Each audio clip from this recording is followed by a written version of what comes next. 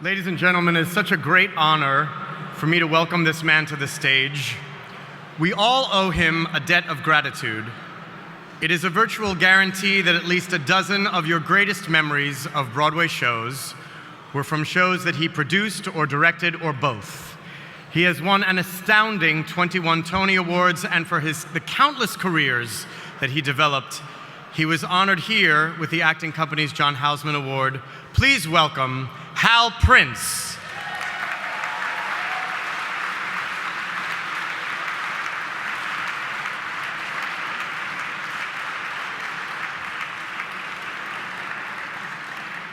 Thank you. I love Barbara Fleischman. And apparently, everybody loves Barbara Fleischman. And for the right reasons. She's more than intelligent, she's wise. And her curiosity is insatiable. Nothing escapes her. She has a voracious appetite for everything cultural. And she has great politics. Well, they're my politics. And Bill Moyers, which is undoubtedly more impressive. Also, she loves the theater and has impeccable taste. So we agree on absolutely everything, including critics. But we're here tonight not just to love her, but to honor her incredible generosity. The Joan Warburg Humanitarian Award is named after your board president emeritus, and like Barbara, she isn't just a benefactor, she's a worker. I first met Barbara over 20 years ago, serving as a trustee of the New York Public Library. Immediately, we chose to sit next to one another, and we did so for the next 20 years, until I took a powder. Her list of affiliations is endless and well documented in your programs, so I won't repeat it. But in closing, I would like to point out that she is not a saint, and she's nobody's Pollyanna. Some months ago, I sent her a picture book of Detroit, then and now. And when she called to thank me, she directed her fury at the text accompanying the pictures. For she is loyal, boundlessly energetic, and optimistic. So, the Joan Warburg Humanitarian Award is here, Barbara. Come and get it, pal.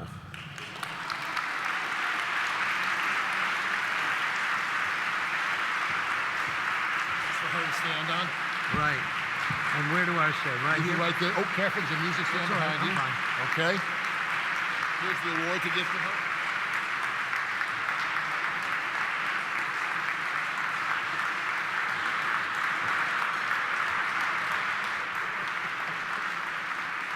I'll hold this for you. Thank you very much. Thank you. Okay.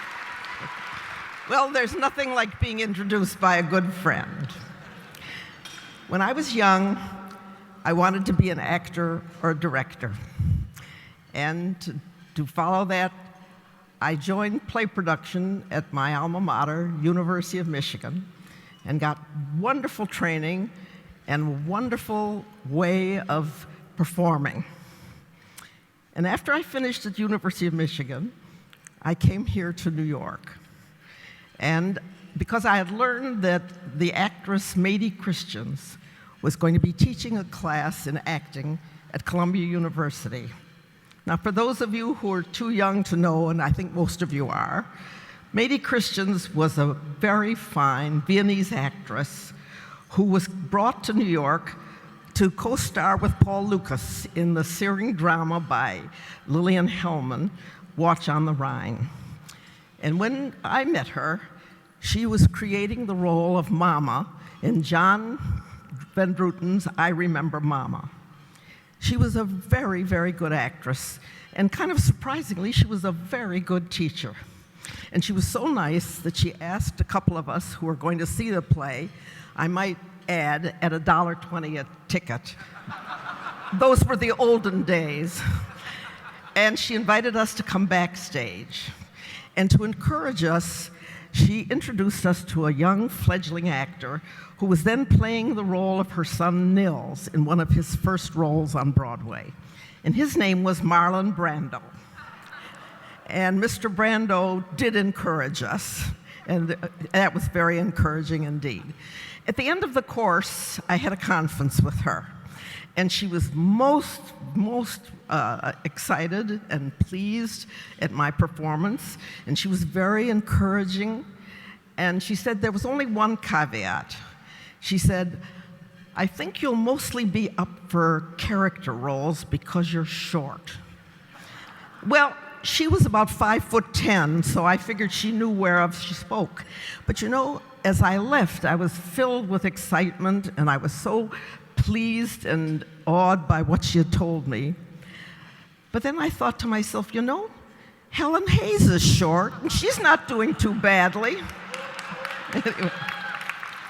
However, fate took a very dramatic turn in my life. And I met and married an extraordinary man, and we had an incredible life together. He would twit me from time to time, saying, Barbara, you know, you're doing your best acting and directing right here at home, which I probably was.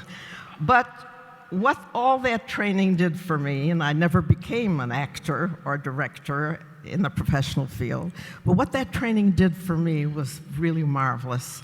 It gave me an ongoing passion for the theater.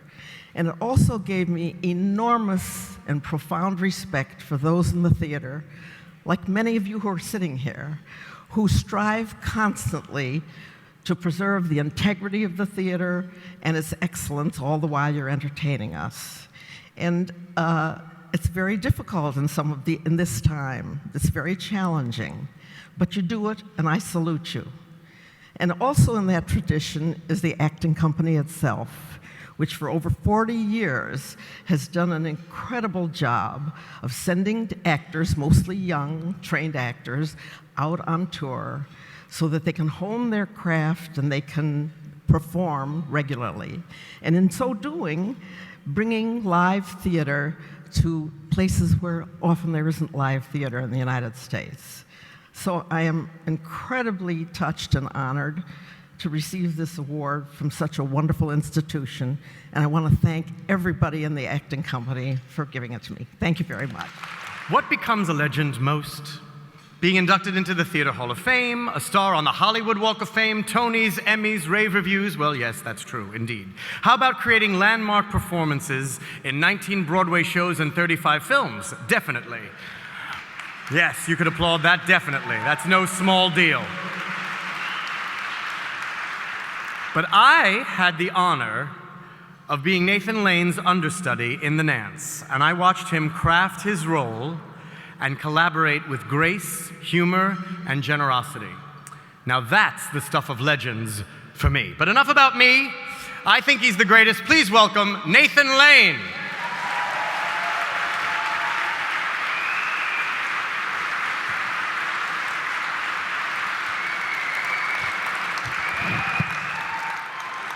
Thank you. Thank you. I'm thrilled and honored to be here.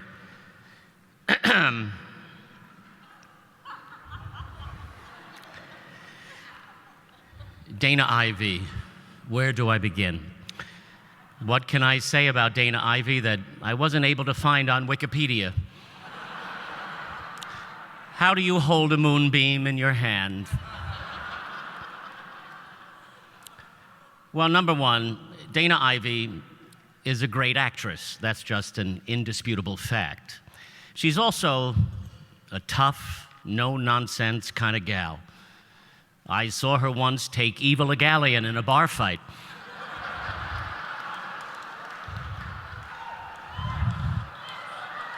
Oh, yeah.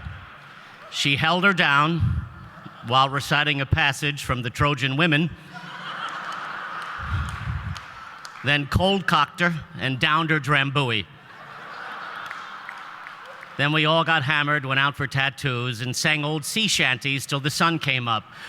The theater was different then.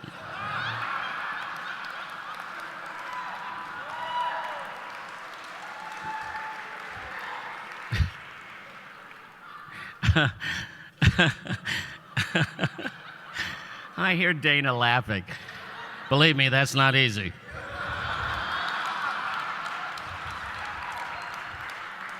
Oh, but seriously, I first met Dana Ivey in 1982 at the first rehearsal of a Broadway revival of Noel Coward's Present Laughter, directed by and starring the formidable and intimidating George C. Scott.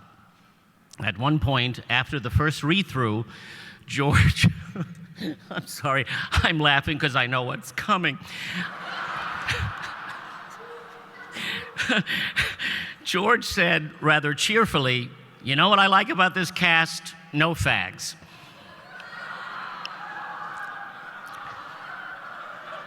No fags. Let me reiterate, this was a play written by Noel Coward.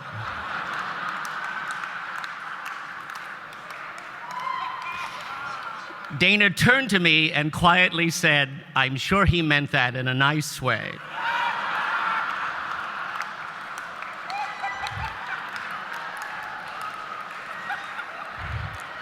And thus a friendship was born. Now, don't get me wrong, we love George C. Scott.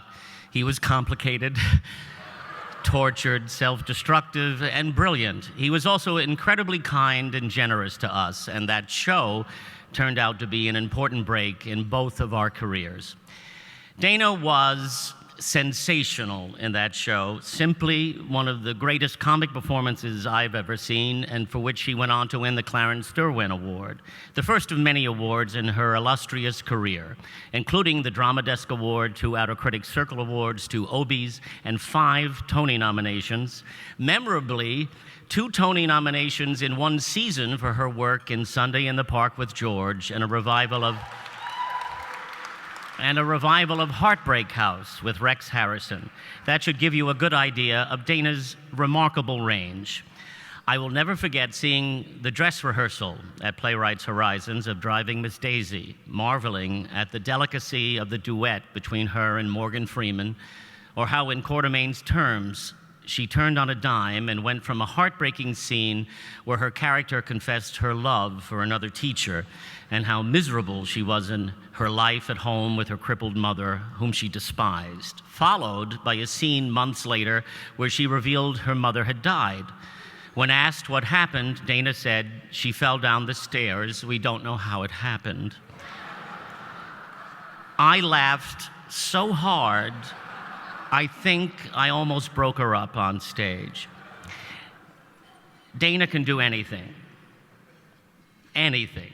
Deftly handling the language of Shakespeare or Shaw, the extravagant style of Restoration comedy, or the naturalism of period or contemporary dramas. And she does it simply and without fuss. Like all great actors, she makes it look effortless, whether on stage, screen, or television. But here's the deal. The John Houseman Award is not an acting award. It is given for a profound commitment to developing young American classical actors and a national audience for the theater. And it turns out Dana is as extraordinary a board member as she is an actress. She actually shows up at meetings and participates fully. She is always looking for the people who are the right fit to help the acting company, which has resulted in numerous contributions, new board members, many prizes for their silent auction, and a friend in Chicago who for the last 4 years has underwritten an artistic residency in one of the 5 poorest schools in the country. Just last year, the company performed for the school and for the town, where not one person in the audience had ever seen a play before.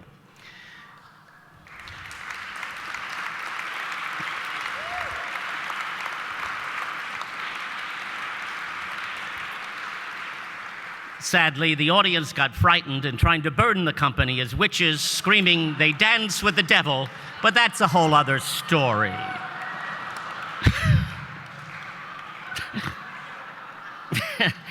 I kid.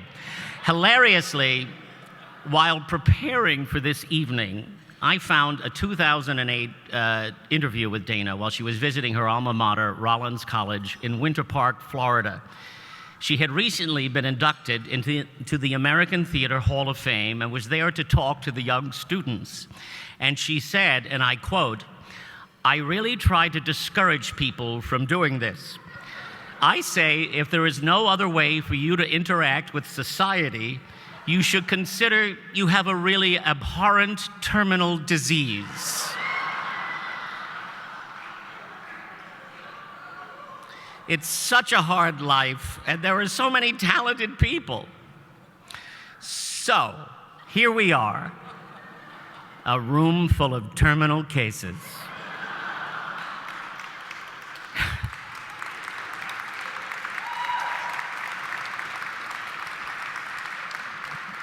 And may we never recover.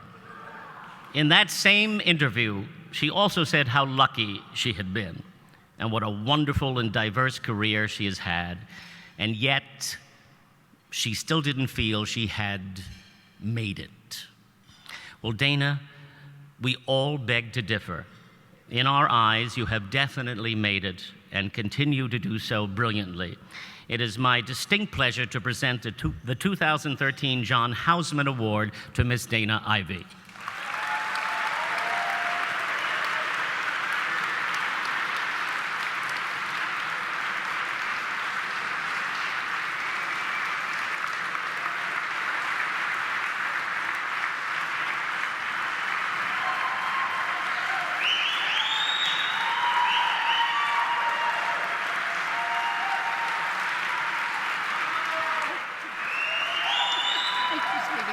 Thank you so much.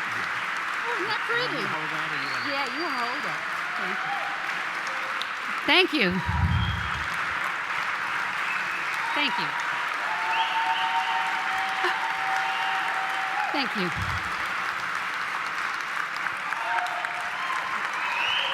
Thank you.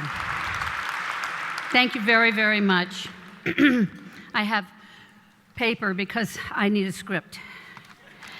And thank you, Nathan. Thank you very, very much. Nathan and I go back a long way, and one of the things that I really love about Nathan is that he has never confused me with Maggie Smith.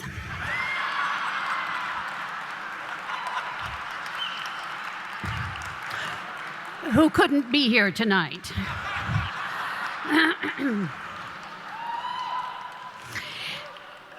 When I was 7, I said out loud that I wanted to be an actress when I grew up at my grandmother's breakfast table. She was horrified and asked me to reconsider. But my mother was an amateur actress, and I grew up around theater in Atlanta, Georgia. So from the age of 4 or 5, I watched rehearsals and plays done by my mother and her friends. And I have a shining memory of my mother playing Joan of Arc in Maxwell Anderson's Joan of Lorraine. My mother took me to see Katharine Cornell and Ruth Draper when they came through Atlanta. I was in a play a year from the age of 7 to 13 with the Children's Civic Theater of Atlanta. And I played every possible kind of maid in productions my mother directed at Georgia Tech during my high school years. So whatever I've been able to achieve is in part a testament to my mother, her intelligence, diligence, discipline, imagination, and passion, which I hope I inherited. The theater's always been my lodestar and guru. It has allowed me to travel to a lot of different places, interesting places, Alaska to Florida, Vancouver to St. John's, Newfoundland to England, cruise ships. You can only see a career in hindsight, and looking back, I've been so fortunate to have been in so many wonderful shows, in so many wonderful places. And I feel extremely lucky to have worked with some of our greatest living theater artists, a few of whom are here tonight. I can't begin to thank those of you in this room who have given me opportunities to use myself in work I love. The acting company's mission of taking theater to underserved communities using young, classically trained actors is one that I support wholeheartedly. The acting company has introduced theater and Shakespeare to so many thousands of people across this country, creating audiences for the future one hopes, and showing people the foibles of humanity, transmitting the beauty of language and the excitement of ideas through the thrill of live theater. I am an avid theater goer, addicted to that thrill. People have been incredibly kind to me over my lifetime, and this honor is a kindness that leaves me flabbergasted and bewildered. It seems somehow off kilter to be given an award for doing what I love. Still, words cannot sum up the joy of being recognized for devotion to craft and love of theater. Shakespeare wrote, "Silence is the perfectest herald of joy. I were but little happy if I could say how much." So as Sebastian says in Twelfth Night, I can no answer make but thanks, and ever thanks.